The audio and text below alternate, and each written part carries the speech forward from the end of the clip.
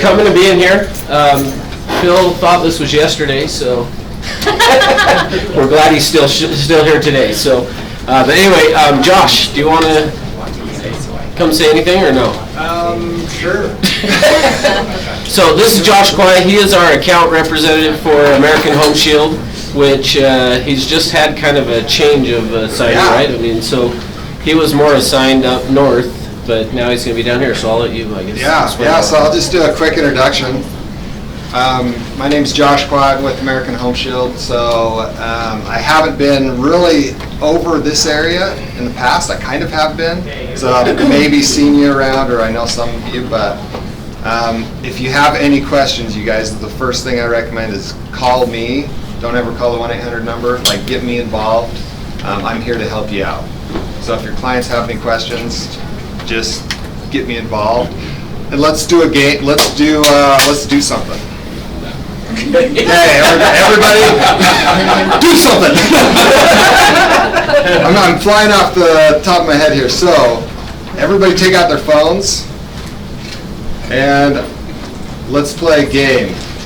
So I'm going to give you my cell number, and we have, how many people? Let's do the 10th person who texts me. Text me your name, and I'll give away free 3 hours of Topgolf for you and 6 of your friends. So how's that? That works. What's your last name? Quai, Q-U-A-I, it's my last name. And my cell number is 801-310-6486.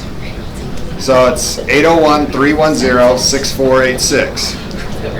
No, we have to be the 10th. You got to be the 10th. So we want to hear it ding 9 times first. And it's on silent. And there's no American Idol send 10. What are we supposed to text? What are we supposed to text? Just text me your name. My name? Yeah, your name. Yes, my name is Hay. Hey. Yeah, you can send it again. When did we start? I'll do Give us the 10. number again. You started right now. 801-310-6486. You can text multiple times, right? Okay, so let's see. 1, 2, 3, 4, 5, 6. Casey Wheeler. Okay, Casey Wheeler. So we'll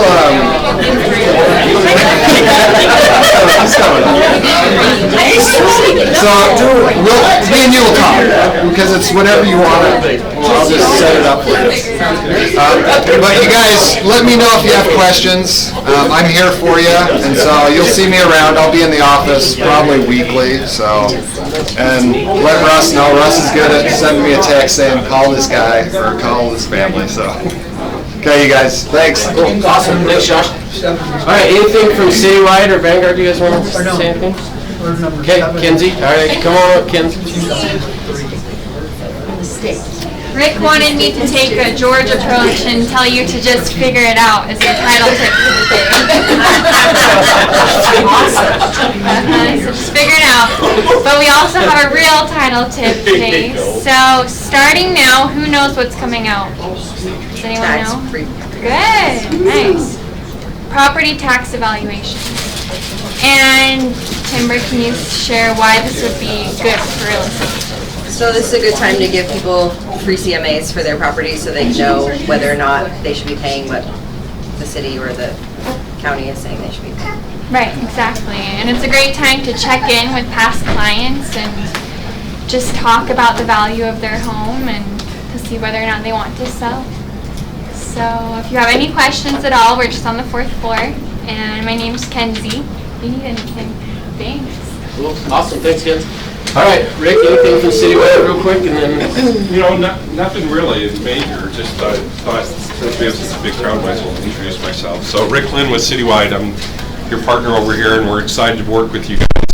It's been a busy summer. I don't know about everybody else. Hopefully everybody's feeling that pain of busyness. But let us know if we can ever be of some help to you. We're excited to be your partner. So Rick Lynn with Citywide. Thanks. Cool. Awesome. All right, well, are we ready for what you came here for? Woo! Okay, so we'll turn the time over to Phil to teach you how to make some investments in real estate. So. All right. Well, thanks. Yeah, I'm actually excited to be here talking about a topic that I love. So, what I hope to accomplish today is to give you guys maybe some little golden nuggets that you can take with you, some things that you can take action on to help build financial freedom in your life. I know a lot of us right now are sitting in a lot of different situations financially. There's probably a handful of millionaires in here. You may not know it, but there probably are.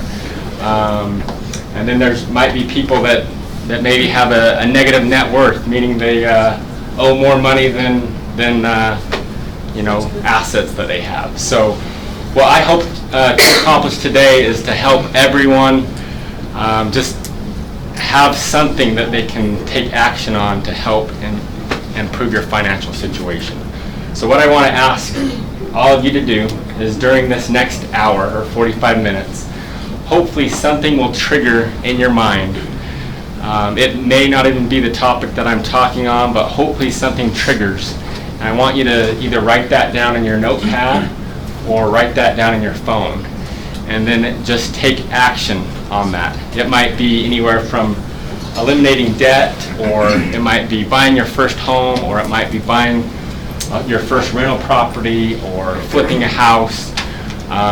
But just take action. So when I was talking to my wife last night about this presentation that I'm doing right now, she asked me, she said, "Aren't you a little concerned about teaching people some of the things that you're doing? Won't that create a little bit more competition for you?" And I told her no, for two reasons. One, only 5% of you guys will actually do something that I talk about. So don't be part of that 95% that won't take any action. The second thing is I believe that there's enough opportunity out there for all of us to create financial freedom. And I'm going to use that term quite a bit today.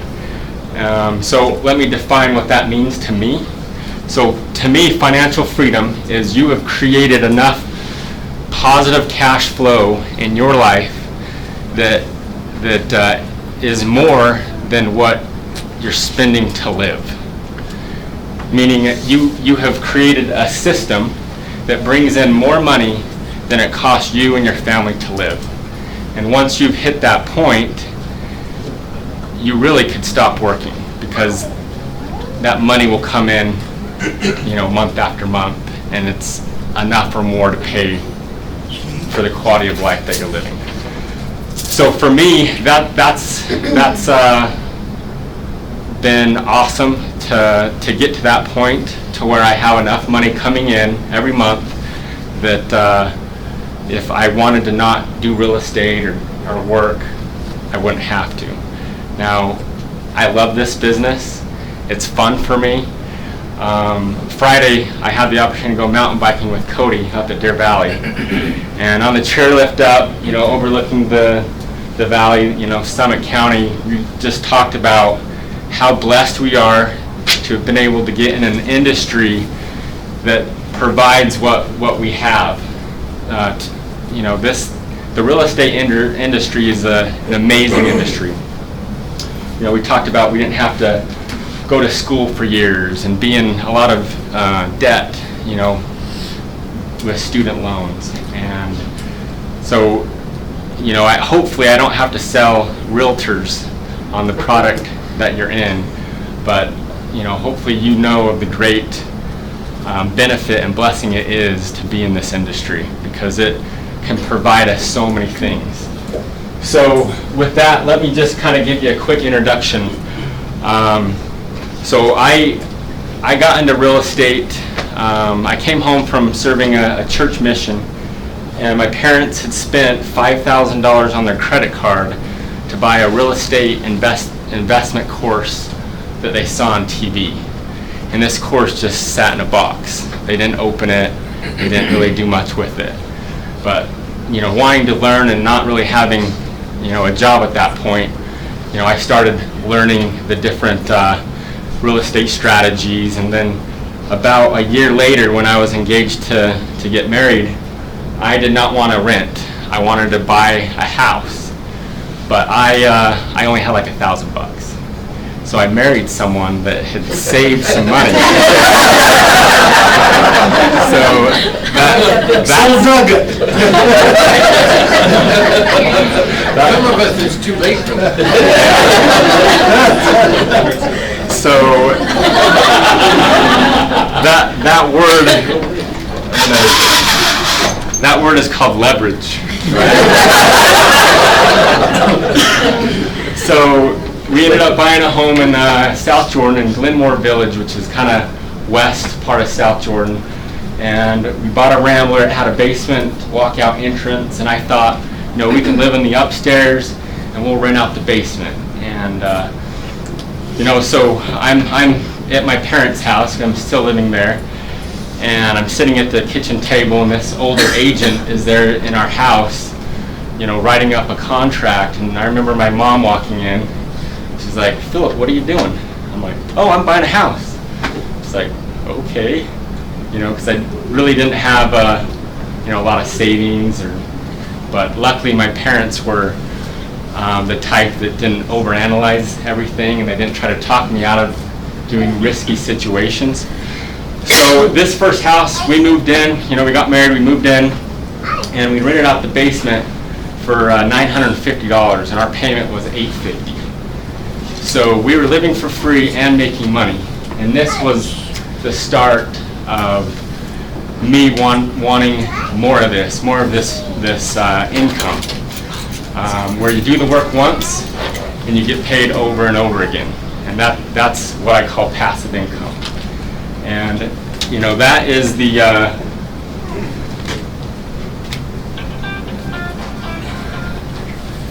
this right here. I want you guys to write this down, because if you want to be financially free in life, in my opinion, this is what you have to work for. Okay, so all of the commissions that we make, if we do a flip, the capital that we get, the profit that we get from that flip, if we can train our mind to, instead of going and buying a fancy car, we buy assets instead of liabilities. Okay, that's another thing that I would write down. Buy assets first, liabilities later in life. Okay, assets first, liabilities later. And why do you think that is? Well, if you go out and buy a boat, you gotta put gas in the boat, buy food for everyone to go out boating, and so it's a liability. It's like you're draining your money instead of building your money. Exactly, Austin? Your assets, as you build them up, will pay for the liabilities later. Exactly. And in the longer amount of time you've got that asset working for you, the more you can do with that money down the line and whatever else you want. Yeah, so this right here, if you guys can learn the difference between an asset and a liability, and when you're making purchases, know what you're buying. Is it an asset or a liability? In simple terms, an asset is something that puts money in your pocket, and a liability is something that takes money out of your pocket. Okay? So let me ask you this question. Is your home that you live in an asset or a liability? Yes. Okay, for most people, it's a liability, right? It's taking money out of their pocket. So during this short time that we have, I'm going to try to teach some of you how you can turn your home into an asset and still live in it. Okay. So let's see. I would write down all these things here, because we're gonna talk about these, and if you can have a clear understanding of these words and what they mean and how they relate to your financial situation, and you live by these rules that you set up for yourself, it will become easier and easier to become a millionaire. Okay, I know in the real estate we talk a lot about the word millionaire. What does the word millionaire mean? What's the definition of that? Okay. Let me see my phone. Okay, hopefully Google will tell us. Okay, it's very simple. What does the word millionaire mean? Millionaire, a person whose assets are worth $1 million or more. Okay, so a person whose assets are worth $1 million or more. Okay, so in this day and age, in the business that we're in, if we're buying liabilities and not buying assets, it's going to be very hard for us to get ahead financially, right?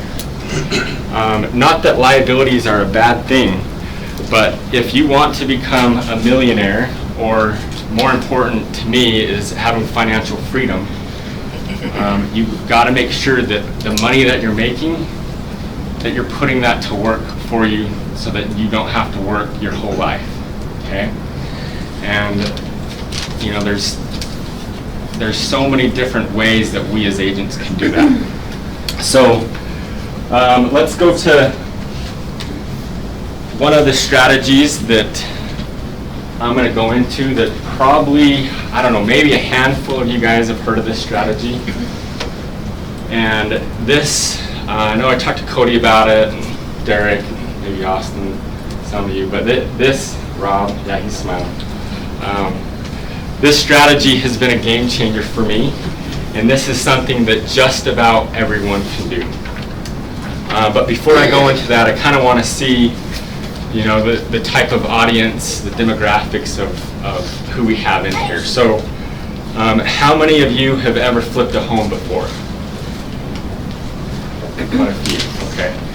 How many of you have ever purchased or owned a rental house?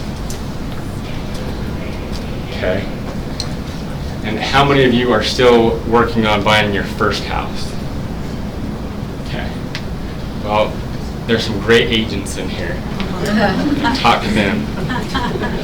So, a lot of you guys do have some, you know, real estate investing experience. That's great. So, this strategy,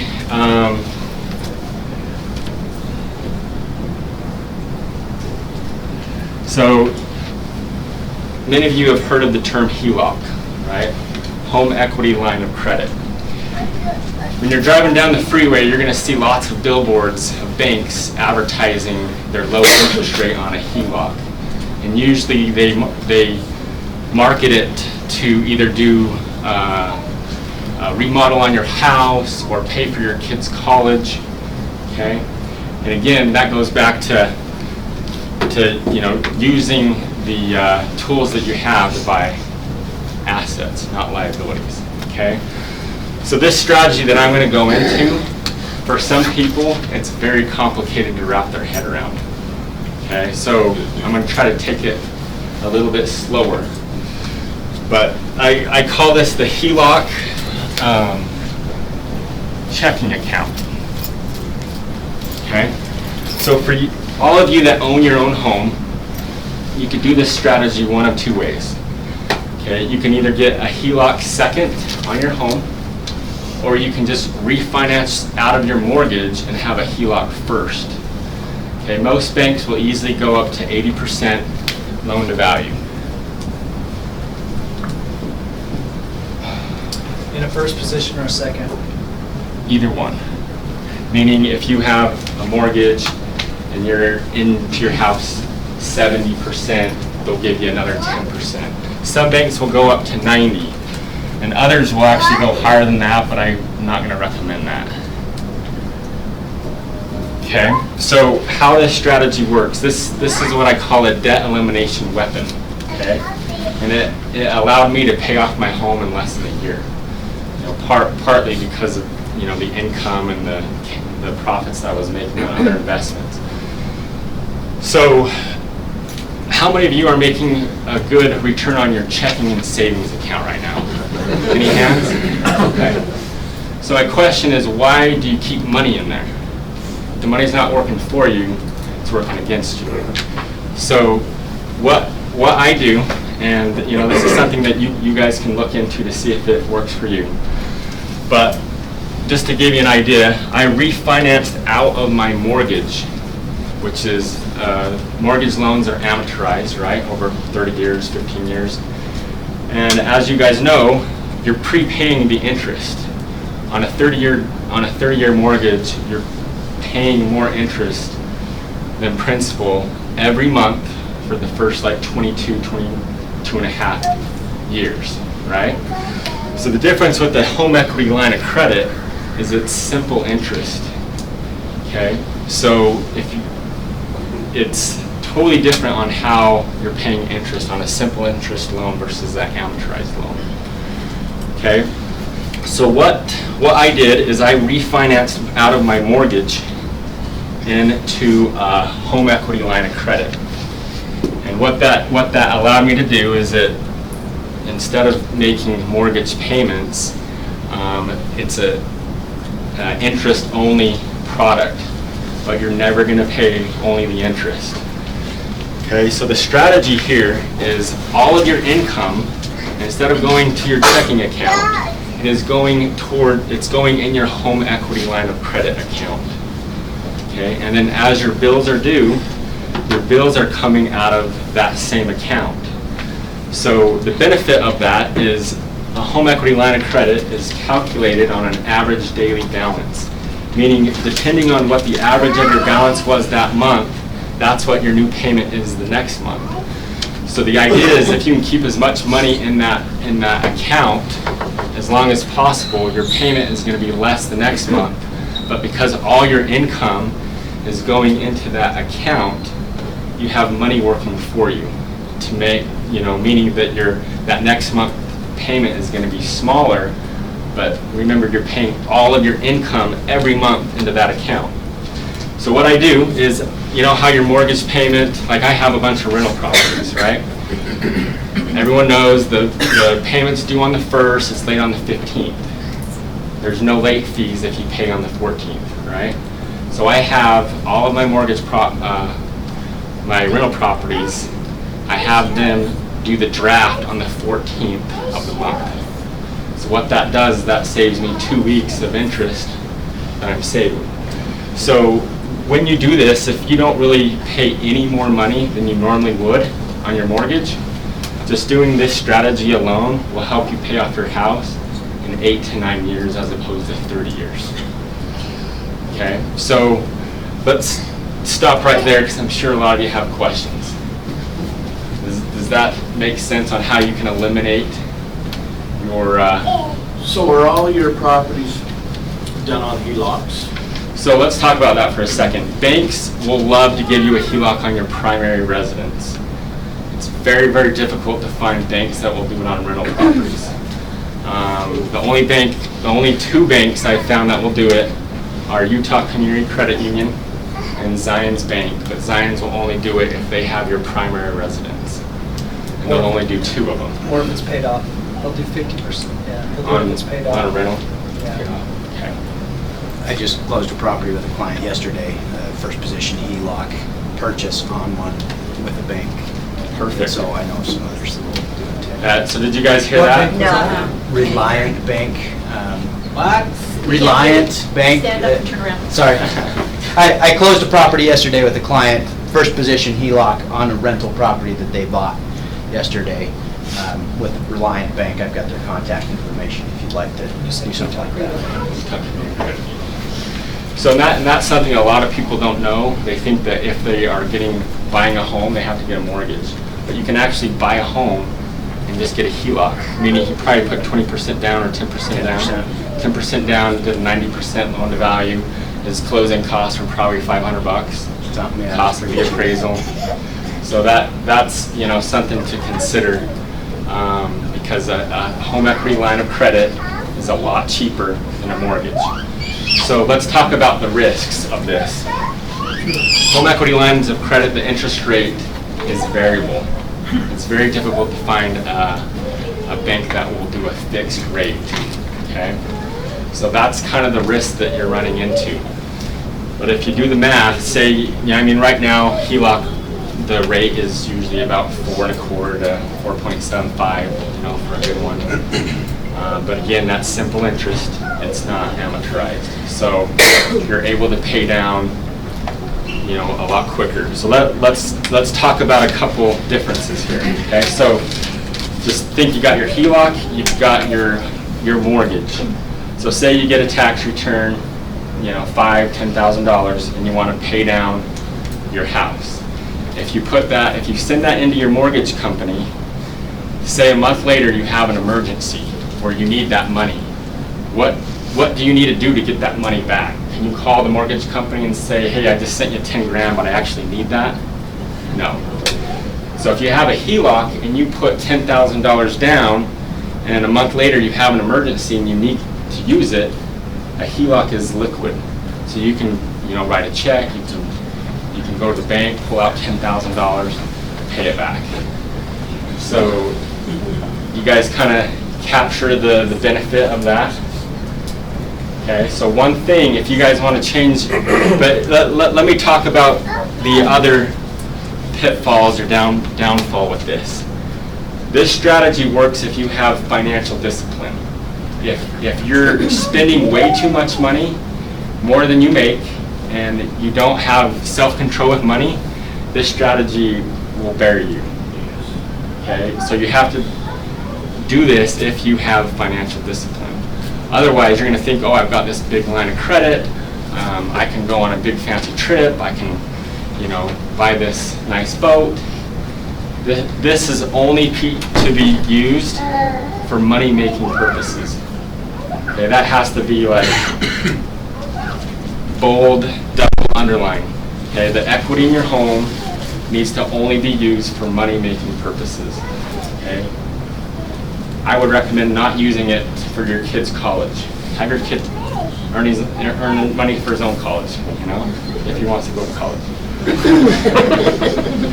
Okay, so do you guys kind of understand the benefit of why all the money that you earn goes towards this account as opposed to putting it in your checking account? Okay, I see a few confused looks out there. What was the question? Does everyone understand why you'd want to put all of your income towards your HELOC account as opposed to your checking account? Right? The main reason is your checking account is paying you nothing. You put it towards your HELOC, you're paying down your mortgage a lot quicker. And then if you ever need to access that money, you know, a good deal comes along, you know, a good rental property or a good flip, you've been eliminating debt on your house like crazy because of this strategy, which gives you a lot more capital to put into deals as they come, right? So just to clarify that, you're saying put all of your disposable income or extra income in your HELOC. All income. All income. You're basically not going to use your checking account anymore. So Writing checks out, you're writing checks and paying bills out of that HELOC account? Exactly. For daily living expenses? Yes. So everything, the whole check goes in there, and you're writing everything out. Exactly. Yep. So for practical purposes, are you, when you actually apply this, so would you use a credit card that you pay off monthly? Because, I mean, writing the checks out of the HELOC for all the expenses, right, and everything you do in a daily, monthly function could be a little challenging. I mean, do you do that? Yes. So you have a card, So you're disciplined. what he's saying is all of your living expenses, if you can just put those on a credit card, and then when that credit card bill comes, you're paying off the credit card with the HELOC. So another thing that does is that allows you to keep more money into the HELOC because you're also gaining more time with that credit card payment, 30 to 45 days. But again, this strategy works if you have financial discipline. If you're just spending way too much money on a credit card and you cannot pay them off every month, go back to the Dave Ramsey program. So follow up to that, most of us here in this industry have I'm guessing have a business account, business checking account. The income goes into, set up in an LLC or what have you, and then a personal account that you live on. And you take either disbursements or W-2 wages from your business account to your personal account. So tell me how you rectify the different accounts with your HELOC. So how I do that, with every bank account I have, I want to have a line of credit with that bank. So I can do the same strategy with every account that I have. So, you know, if I've got a business account, I want to get a line of credit on a rental property, and if that bank won't do it, then I'm going to switch banks. So, you know, every account, the idea is you're running your income if it's business, and you're just putting it towards the line of credit, and then your expenses are coming out. So if you just have your personal residence right now, and you don't want to like commingle funds, and then just do it with your primary checking account with your primary house. The other benefit that this does is that gives you the interest deduction on taxes because, you know, Cody. I was just curious about talking about doing the HELOC for the second versus doing the primary HELOC. You have to have the property paid off to get a primary HELOC? No, so let's go over that real quick because there's two strategies. So can you use house price numbers? Yeah. So that I can actually see it. You bet. Okay, so say our home, simple math, we'll say it's worth $200,000. Okay.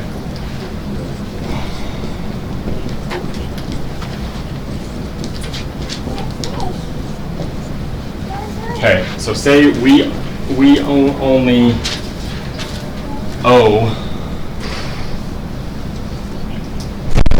$160,000. Let's just say 100,000. Okay. What was your? No, let's say do 160. Somebody put 20% down on it. Well, I think that makes the numbers a little too tight. So. Well, okay. We'll do 160. Do 120. Do a 300,000. You're worth 300,000. You owe 200. No, this is fine. I want my Can I give you my personal house? We'll do that. 3 and 2. Okay. So at the 80% LTV, so 80% of 300 is 240.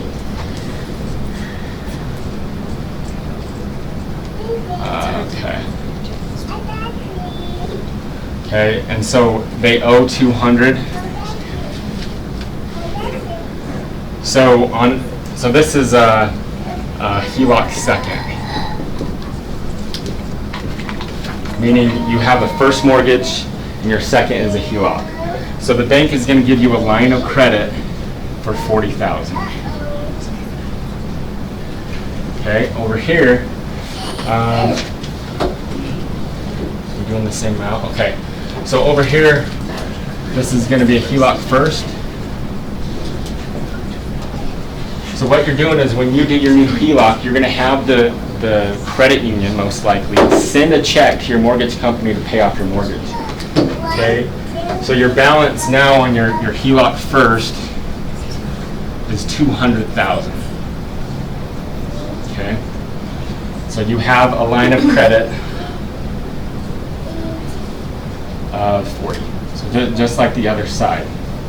Okay? So with this strategy, this is more the preferred strategy. But if someone only has, like, say they buy a townhome and they only have $5,000 in equity, this strategy can still work. The difference is they are taking, you know, the small amount that they have here and they're just paying it towards their mortgage, and then they're paying this off quicker. You know, it's basically another payment. So once this goes back down to zero, they're writing another check, sending it to the mortgage company.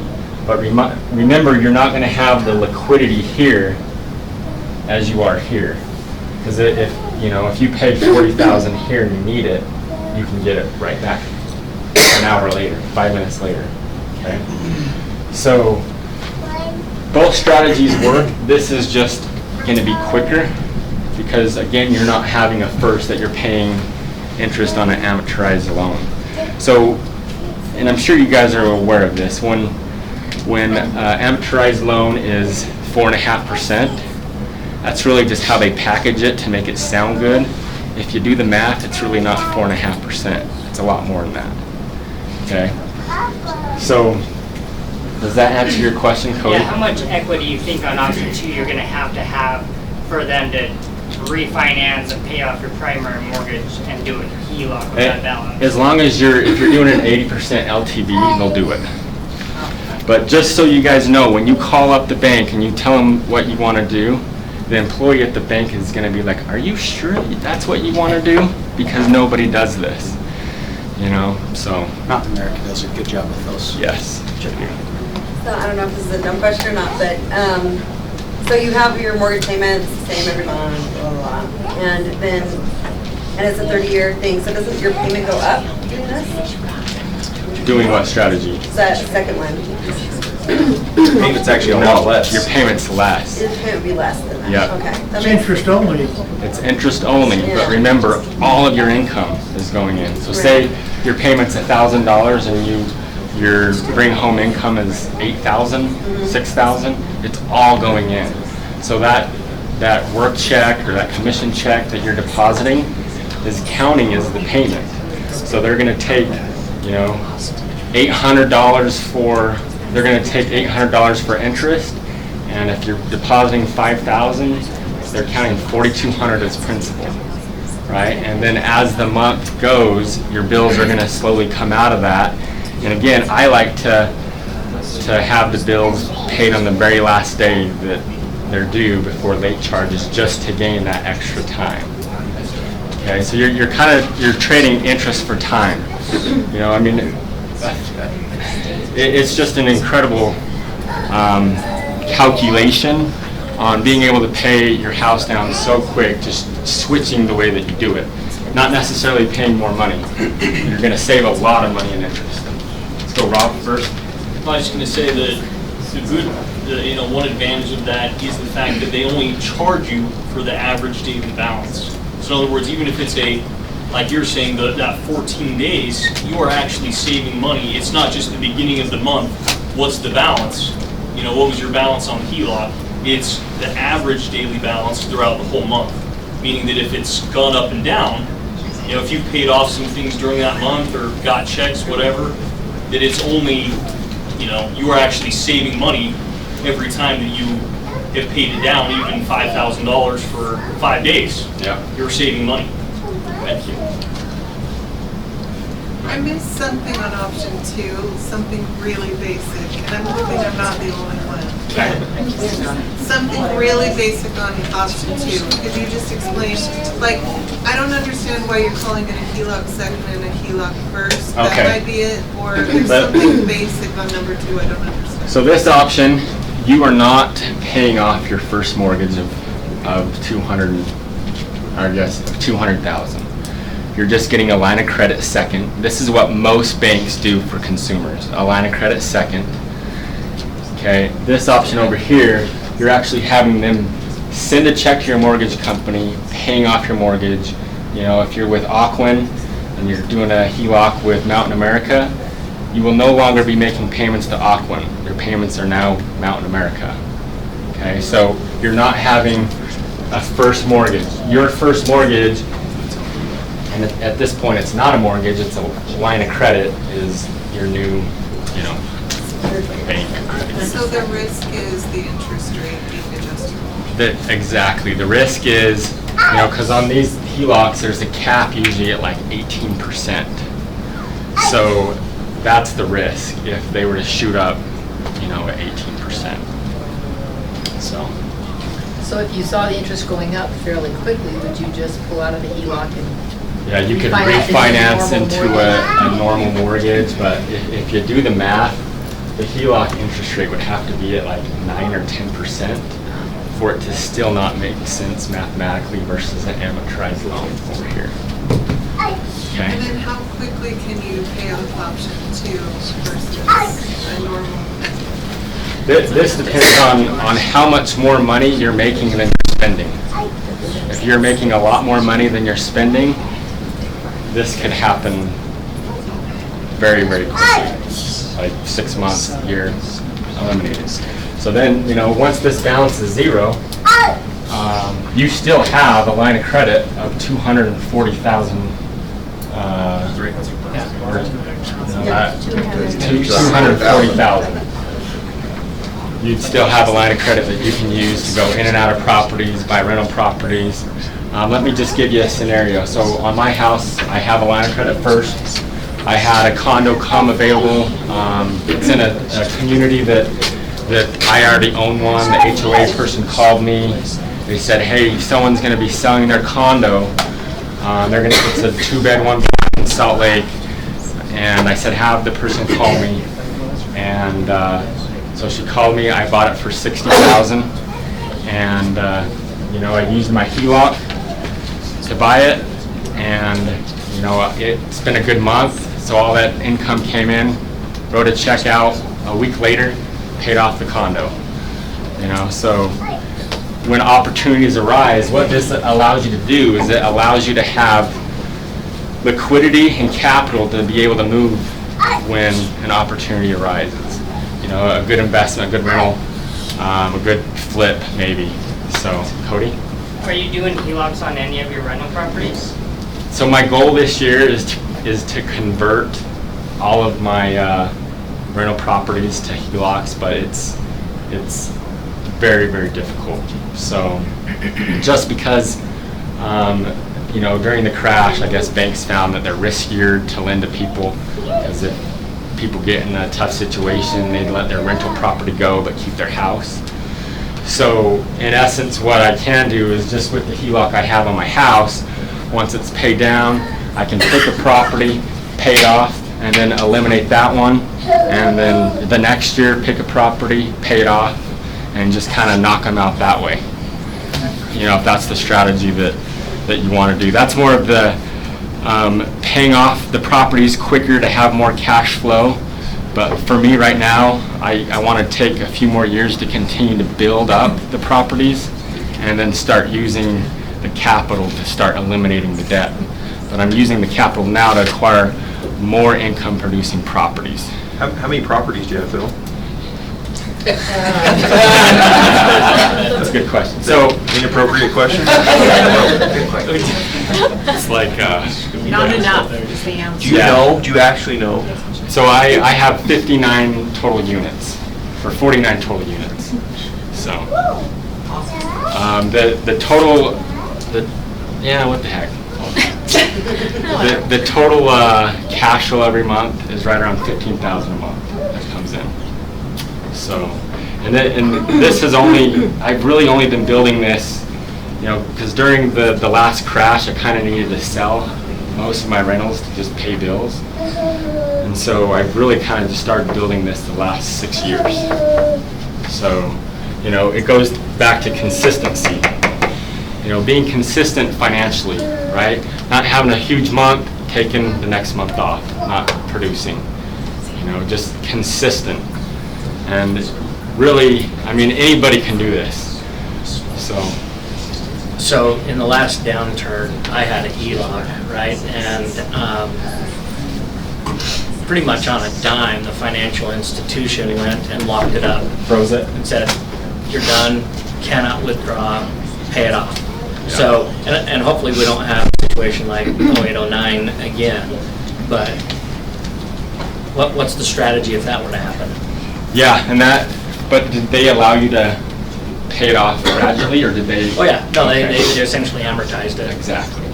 So it could turn a little bad, but if you set up your financial house in order to where that happens, where you still have the income from the rent, which is more than what the payment would be, even if the bank freezes your line to where you can't withdraw the funds, they just want you to pay it back, you can still pay it back with the cash flow. So, okay. If you have a second home, you can get a HELOC on a second home. Yes. Yep. Yeah, if it's a vacation home, they'll do HELOCs on those as well. So, you know, for all you people that have the vacation home in St. George or, you know, wherever, that might be a strategy to take that rental income and eliminate the debt on that. So, how are we doing on time, Russ? Yeah. Okay. 15 minutes. I'd sure like 10% of what I wanted. Okay. So, everybody kind of clear on how that strategy works? So if you own a home and you haven't just, you know, if you did like a no money down or 5% down, it's going to be hard to get started on this. You might need to wait a little bit for you to either pay down some more in principal or for the market appreciation to go up to be able to, you know, pull a small line of credit. But really, you know, if this is something you want to learn more about, just there's, you know, you can Google this strategy and learn about it. But even a $5,000 credit line doing this strategy will help you pay down that house a lot quicker than just sending the payment every month. Okay. I've seen people use this where they can't get a HELOC or whatever, but they can get, you know, if they got decent credit, they can get, you know, $10,000, $20,000, $50,000 in credit cards, and they'll chunk it. They'll basically use the credit card, pay off a whole chunk of their mortgage, and then put all their income on their credit card, like a pay that down. On a 0% credit card, run 18, 15 months, chunk that down. They've now cut 3-5 years off at the end of their mortgage, and then they just repeat the process until they pay it. Yeah, Discipline. same discipline Yep. is required. Yep. You don't use the credit card except for asset. Exactly. I mean, these tools, credit cards, HELOCs, for most people, it's very dangerous for them to get involved. But if you know how to use them effectively, they're amazing tools. I travel with my 5 kids all over America, Mexico, Hawaii, just with credit card points, you know. But that's a different topic. So, you know, going back to your point, it's an amazing tool if you know how to use it. Most people don't know how to use it effectively. They're paying interest, they're paying late charges, and it just puts them further and further in debt. Okay?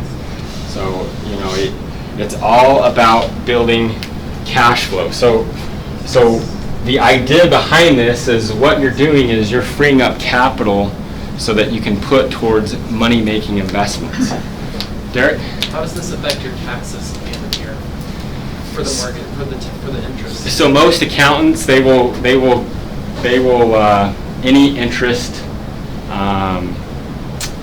any interest that you pay on a mortgage, they're going to deduct that. You know, some accountants might want to find out, you know, what you put that money towards.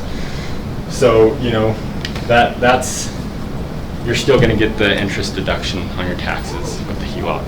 So, okay. So if we're kind of all clear on that, let's move to how to find a good investment property.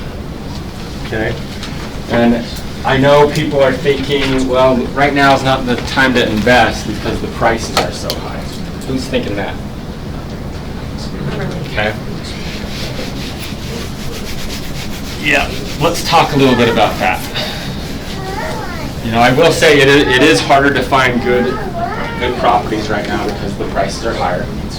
Okay, but if you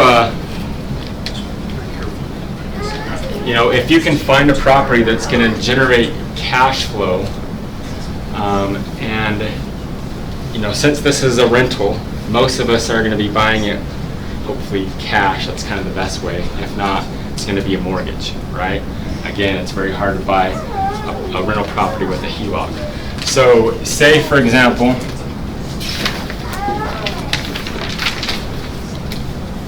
let me just throw, since we're short on time, I'm going to throw one scenario out here just to kind of open up your minds a little bit. So say you or a client, because if you guys understand these principles, you can sell more investment properties to more clients, right? Find people that aren't happy with their money sitting in their checking and savings account or wherever it is where they're not getting the returns. Okay, so this is something that you guys can do for your client. So say someone has, let me get a different marker over here.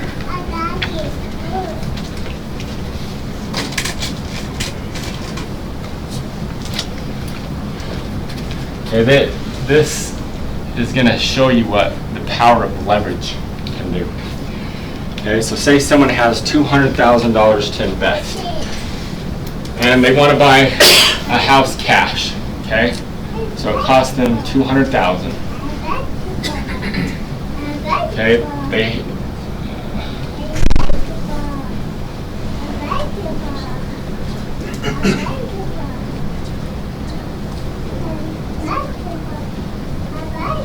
Okay, so their payment is zero, right? You know, there's going to be taxes, insurance. Let's say after everything, management fee, taxes, and insurance, they're cash flowing $1,500 every month. Okay, so this here is investor one.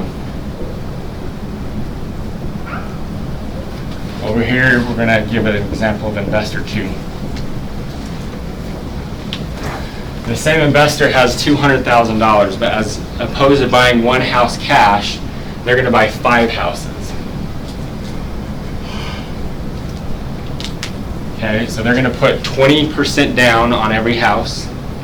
Okay, so the total money out that they're gonna spend is also $200,000, right? So house one, let me do it this way.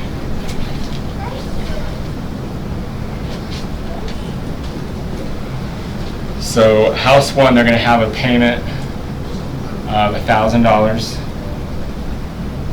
House two, payment of $1,000. House three, payment of $1,000. House four, $1,000. House five, $1,000. So cash flow over here, they're going to have $500.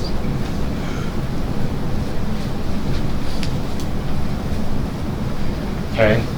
So over here, this investor, he's getting $1,500 in cash flow. Over here, this investor is getting $2,500 a month in cash flow with the same out-of-pocket expense. Obviously we can go into the details of, closing costs and this and that. But, this example will show you what the power of leverage can do. So, so he has one home valued at $200,000. And this guy has 5 homes, and the total value is $1 million worth of real estate, right? Same amount of money put down. Okay, so let's say the next year rents increase 5%. Okay, so 5% of 1,500, Dave? 65. Okay, and then 5% of 2,500, 125. All right. Actually, 75. 125.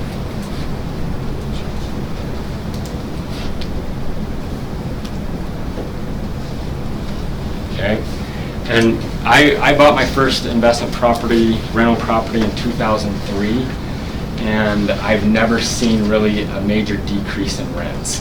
So on a chart, if you're looking at rents, they've always kind of just been like this. Okay, that's what I've noticed. So rents are consistently going up, especially right now. I just rented a 3-bedroom, 1-bath basement apartment in Salt Lake for $1,600.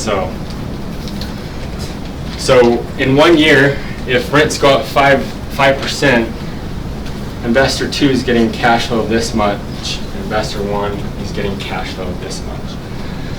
So when I buy rental properties, it's all about the cash flow. The appreciation, that's just an added bonus, right? So when you're buying something, don't look so much at the appreciation, because home values are going to go up and down. During the last crash, the rental properties, the cash flow that I had, it stayed the same. The value of those properties plummeted, but the rent was the same. So that's something to consider. So say, what are home values doing right now in Salt Lake County? Lost that from 7%. Okay. So let's just use 10%, because it's easy math. So if appreciation is 10%, this guy now has a home that's worth $220,000. Okay? And this guy now has 5 homes worth $1.1 million. So you guys see the power of leverage both on cash flow and appreciation.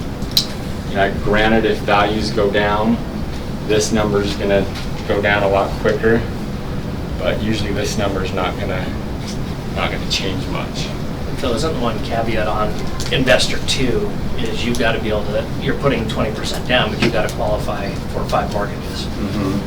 You've got to have the income to support that. Right. So let's talk about that.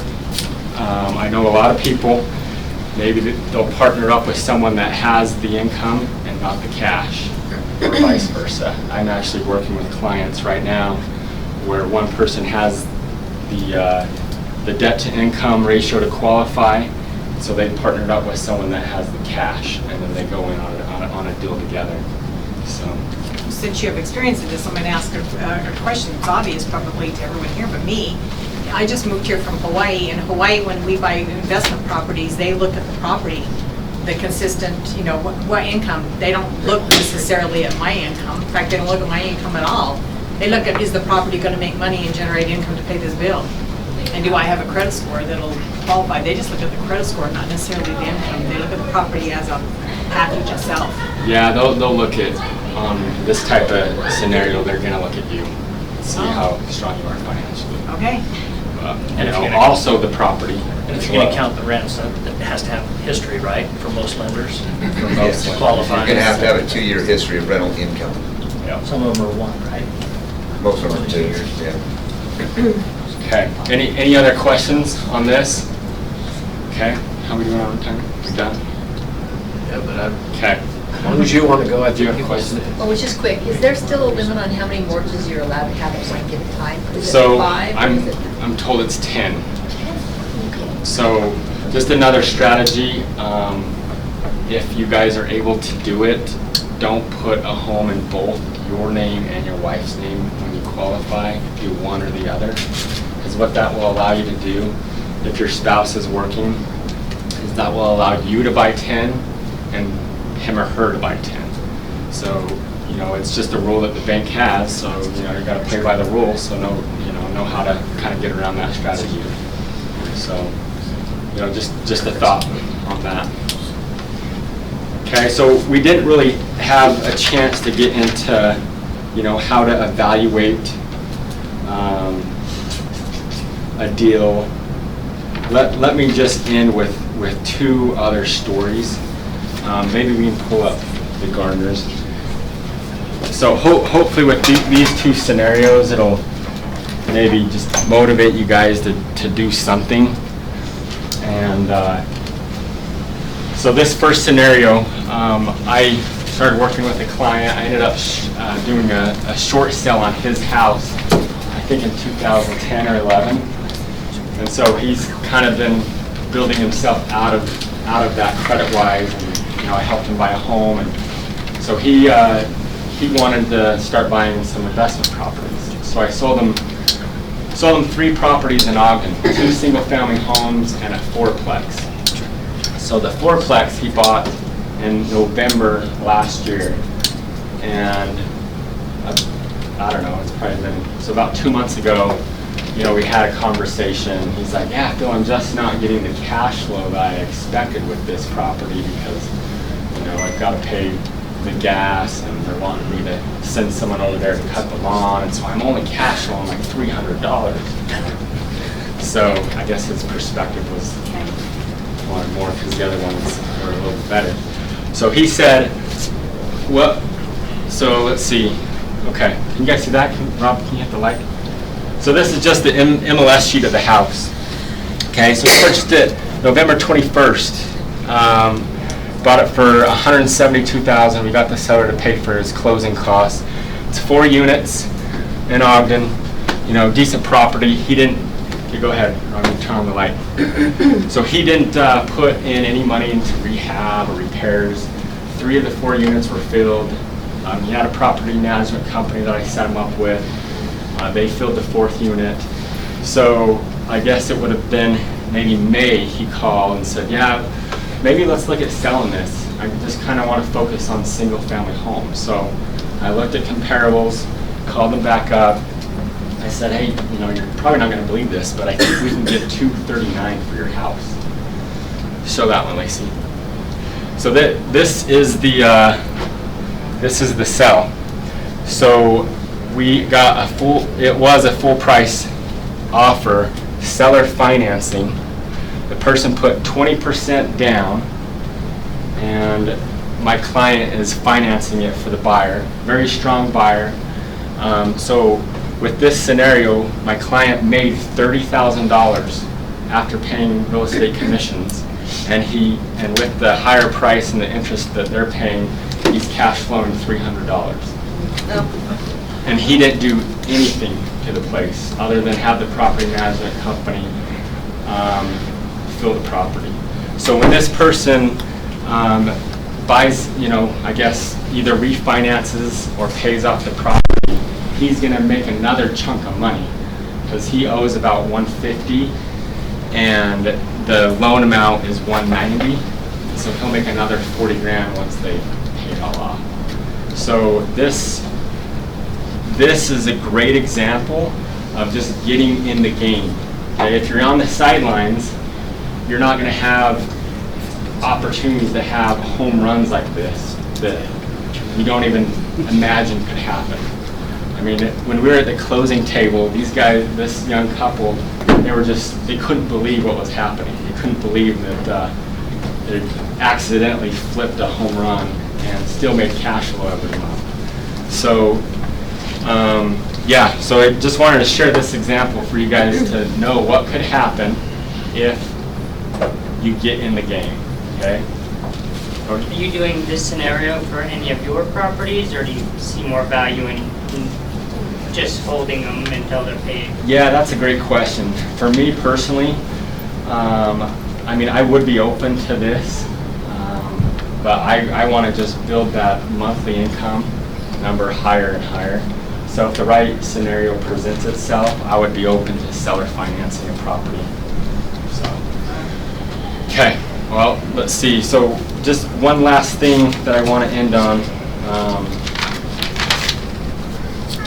So this was probably about a couple years ago. I was at the gym, just getting ready for the day, talking to a guy there, and he told me, this guy does pretty well financially, and he was telling me about the story of him meeting this guy and going to his house here in Salt Lake, and he's like, this home was amazing. The guy showed me this massive room that he has with all these exotic animals that I guess this guy paid these expensive tags to go shoot in Africa, giraffes and lions, and the guy knowing how expensive these tags are to be able to have that privilege, I guess, to go hunting in Africa.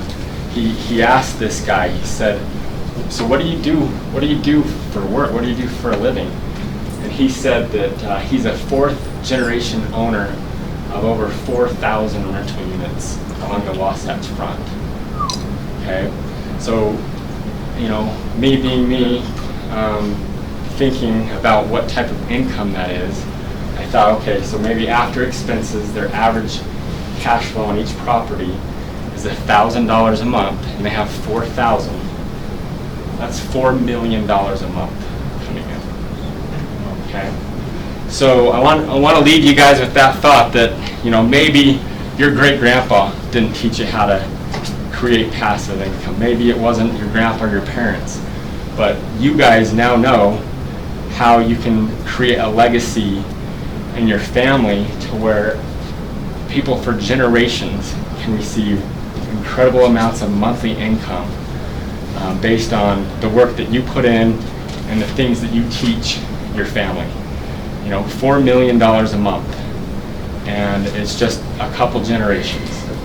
And just imagine that if you set that up so everyone in the family knows we are not selling assets unless we're buying into a bigger and better property.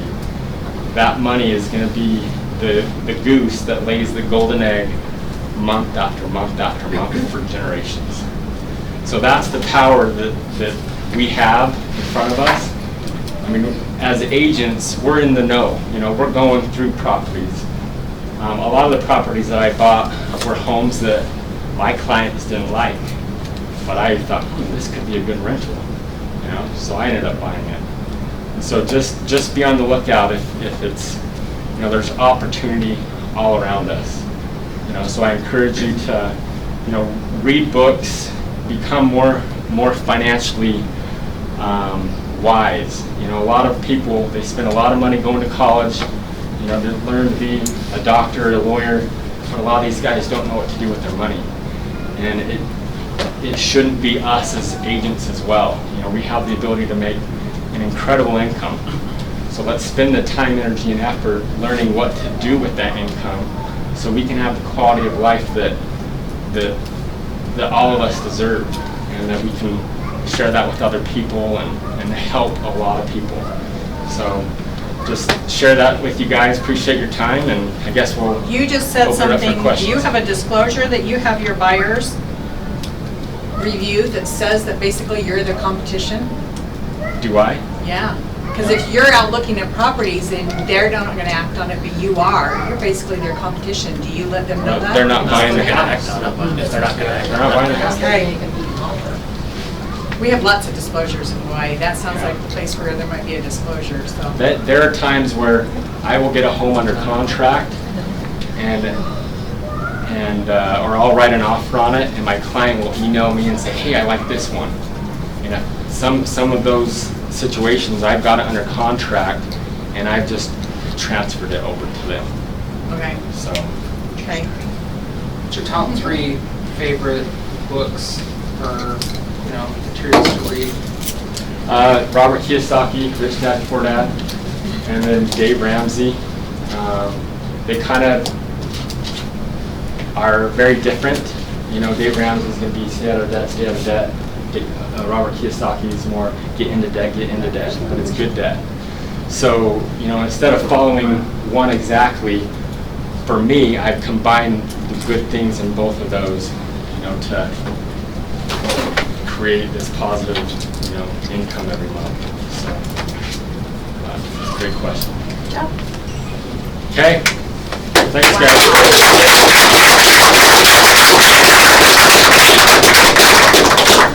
If anybody wants bagels or things.